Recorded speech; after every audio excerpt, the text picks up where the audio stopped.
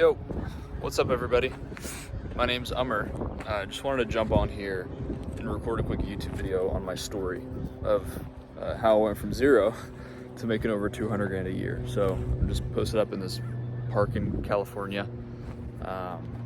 Just had a random bench. I was doing some work and just wanted to record a quick YouTube video. So this is like a full, raw, unedited, unfiltered version of my story. So, I mean, I don't have a script. I don't have any bullet points. I'm just gonna be telling this story like I'm talking to a friend, because I get a lot of questions from people who ask me, you know, Ummer, what's your story?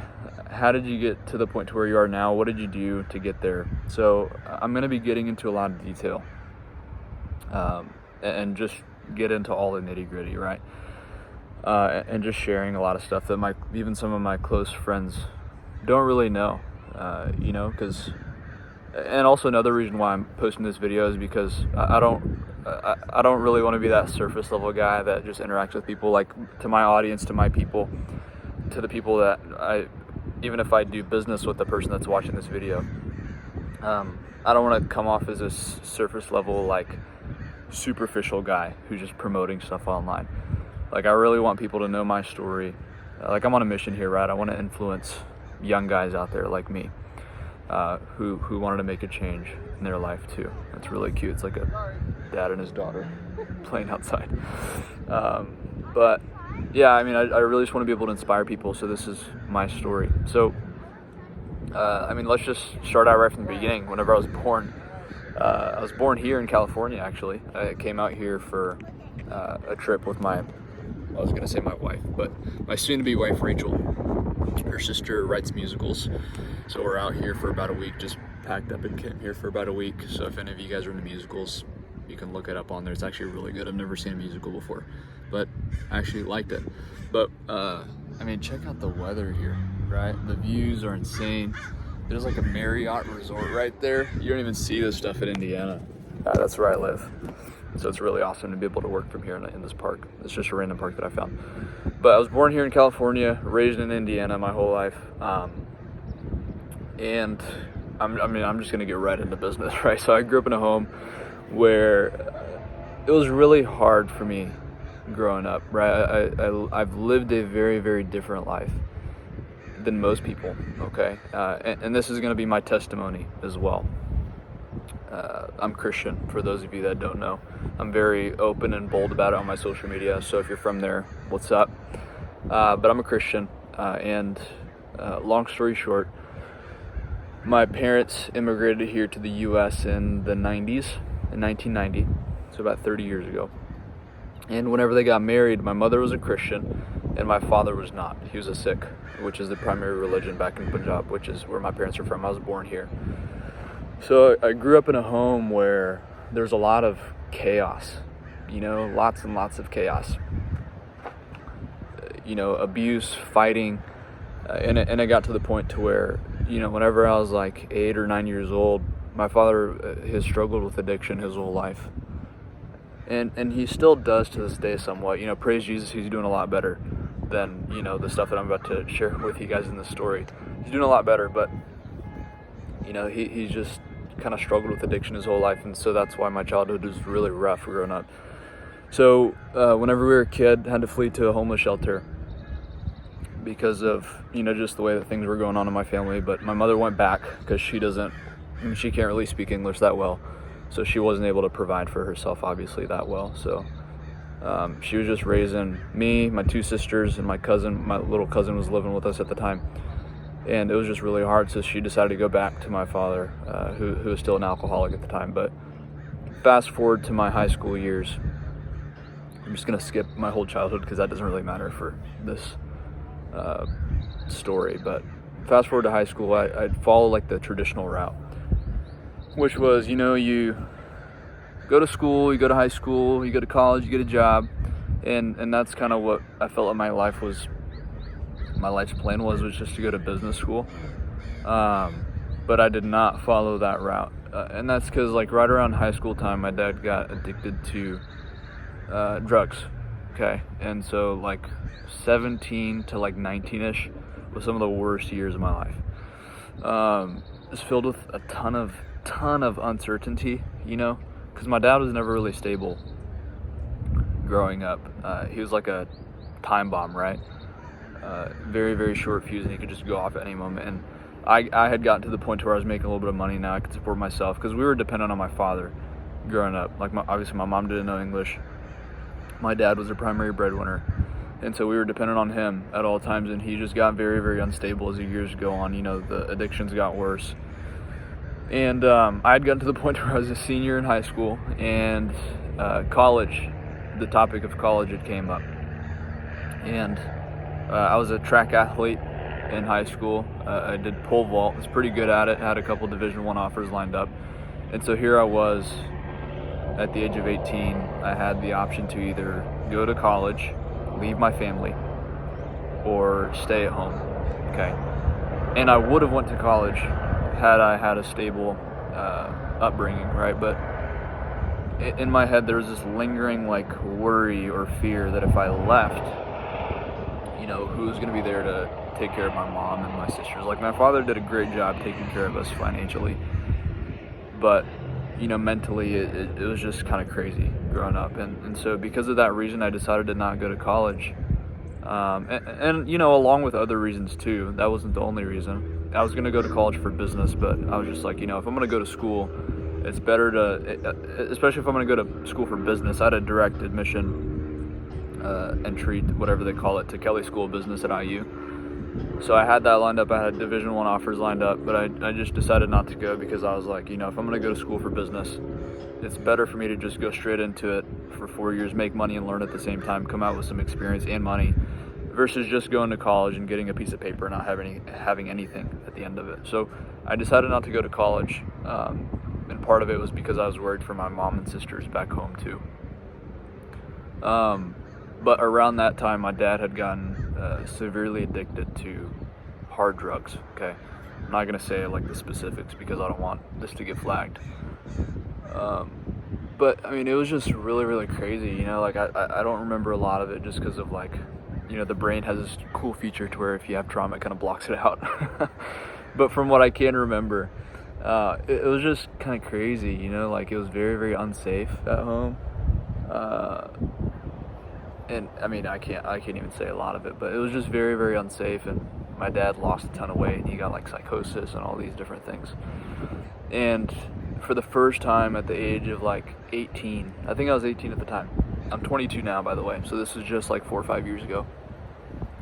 For the first time at the age of 18, I had the fear that I was going to have to take care of my entire family. And that kind of I don't know if I want to say the word shattered my dreams, but it was just kind of I had this sense that at any moment, anything could go wrong. And then the responsibilities would fall on my lap. And I was like, oh shoot.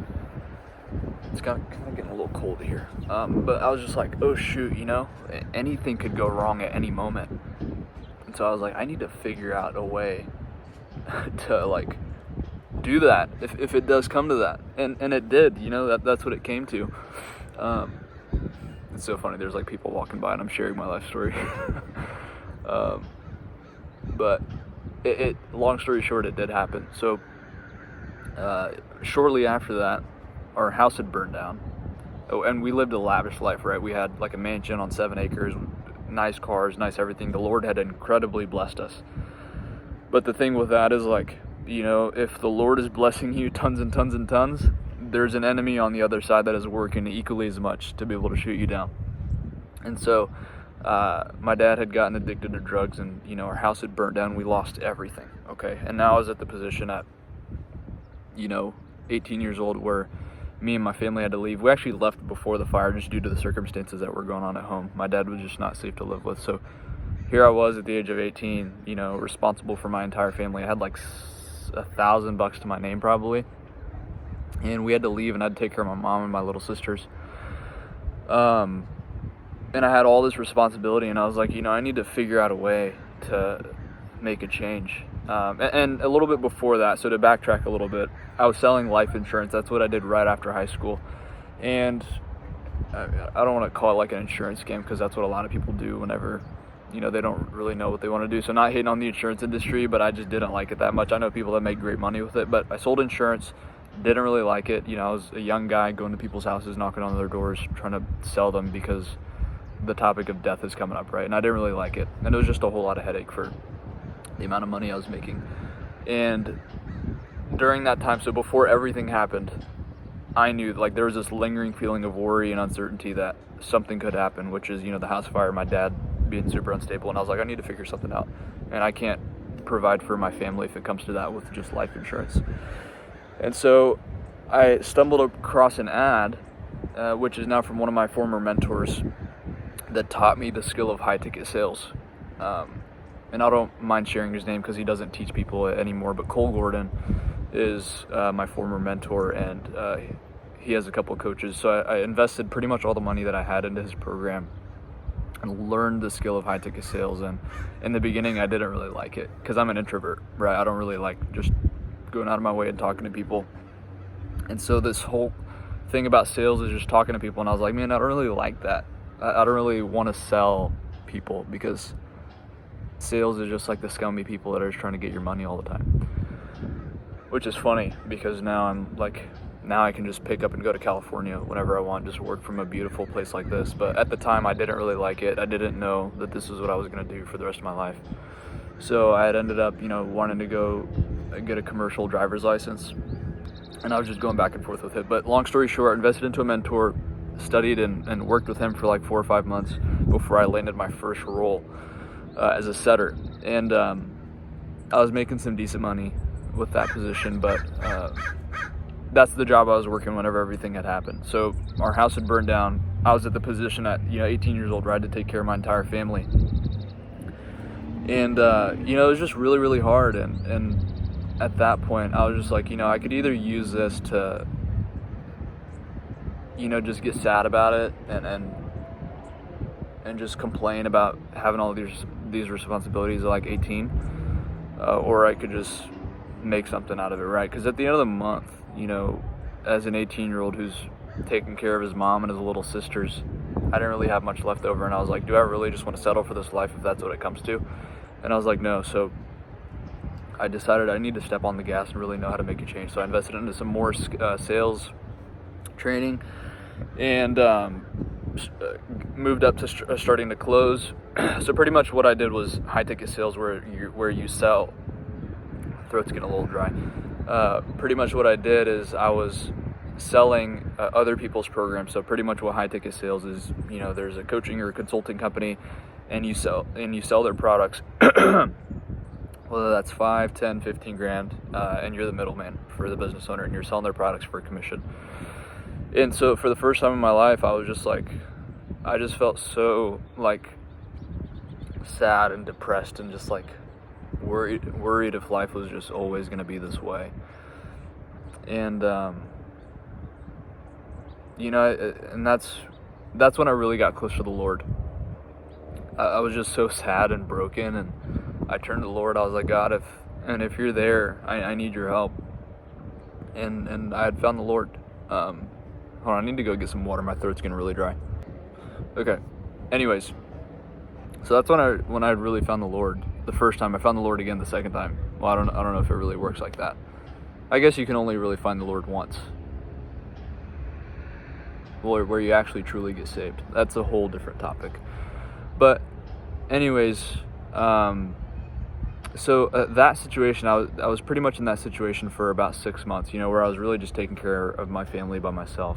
And I decided to really step on the gas pedal, and I was like, I need to figure out a way to provide. I'm not going to settle for just being this guy who has all these responsibilities and isn't able to provide for his future family because I'm stuck with all these responsibilities at 18. So anyways, I used all that to really motivate myself. And I ended up making 120 grand my first year as a setter amidst all that, right? All that going on. And the Lord had really came in clutch, and he brought our family back together. And so my dad came back home. He had 3rd-degree burns from the house fire, and we were just kind of forced to take care of him because who else was going to, right? And this was while he was still having his drug addiction. But the Lord brought our family back together, and I can do a whole different story about my testimony, but but he wasn't able to work, right? Like, he was disabled. So now our family is back together, but now I'm the one, taking care of now my father and the rest of my family as well. So, and I still do to this day, kind of, right? Like, my parents, they're in India now, but I take care of everything and I support them over there too. That's because I'm able to. But so I made $100,000 like my first year. Then my second year, I made like $219,000, and I was forced to do that because I had all these responsibilities, right? And then, this is where stuff really started to turn around. I used that money to then invest into like a semi-truck parking lot over by the Indianapolis airport. You guys can look it up. It's called CBI Truck Parking. I make a decent amount of money off of that now. Invested into a rental property that makes me money now. And that was all from really just this one move of deciding to invest into myself. And, learn this skill so that way I could provide for, myself, my family, my future wife. And, with all that being said, like, that's like the long story short. But with all that being said, now I'm at a point to where I make great money from anywhere. Like, I know for the rest of my life I'm gonna make $200,000, $300,000, $400,000 a year, even if I decide to do just sales. Like now I'm at the point to where we run our own coaching business, where we teach people this skill, so that way they can do the same thing, right? Not just for surface level reasons, but to really make an impact. But I'm at the point to where I don't really have to worry about money anytime, because I know I have this intangible skill set that can provide for me from anywhere. And now I'm getting married next month to Rachel, the love of my life. It's a cutesy moment. But I get married next month. I'm going on a honeymoon. It's going to be about a month and a half long, and I'm able to do that because I can work while I'm gone. And she's not going to have to work for the rest of her life. And this skill of high-ticket sales has really, really turned my life around. I went from, 18, worried, depressed, not really knowing how I'm going to take care of my family, and, take care of all these responsibilities to, it took me 2 years to make over $200,000, to really, really turn my life around. And that's without going to college. It's without, I don't even have a college diploma. I dropped out of college twice. I forgot to tell you guys that part. But I dropped out of college twice. I don't even have a diploma. But I'm at the point to where I can make multiple six figures online from wherever. And, family's doing great.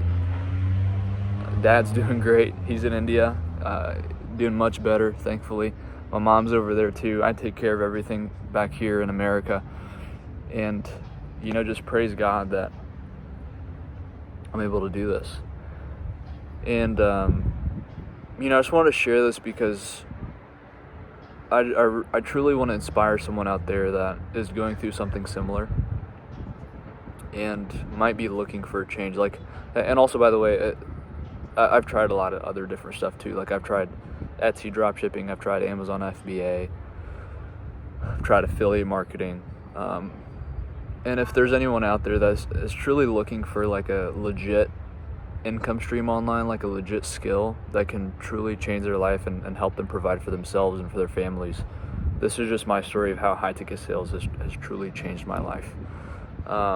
And my advice to anyone out there, if you're young, if you're old, or just if you're trying to make a change in general, is like, if you want to make a change, go out there and learn from somebody just how I did. Okay, it doesn't have to be from me. It doesn't have to be from my partners. It could be from anybody, regardless if you're trying to learn high-ticket sales or whatever it is. It's just go out and learn from someone, right?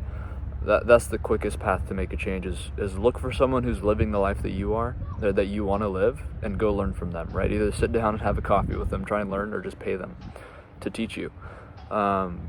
Because if it wasn't for this skill of high-ticket sales, I would probably be stuck, making $60,000, $70,000 a year with a master's degree, working a corporate 9-to-5 job. And so, that's just kind of how like high-ticket sales has changed my life. And, for anyone out there that wants to make a change, hopefully this story there's like some sports cars that are speeding over there. So if there's anyone out there that is truly looking to make a change to their life, Kind of like how I did. It doesn't even have to be a similar story, but if you're truly out there looking to make a change to your life, for good reasons, right? Like, this isn't, for people that are in it for some quick money. I would love to help you change your life with high ticket sales as well. So that's a little bit about my story. Hopefully it inspired some people. And yeah, we'll see you on the next video.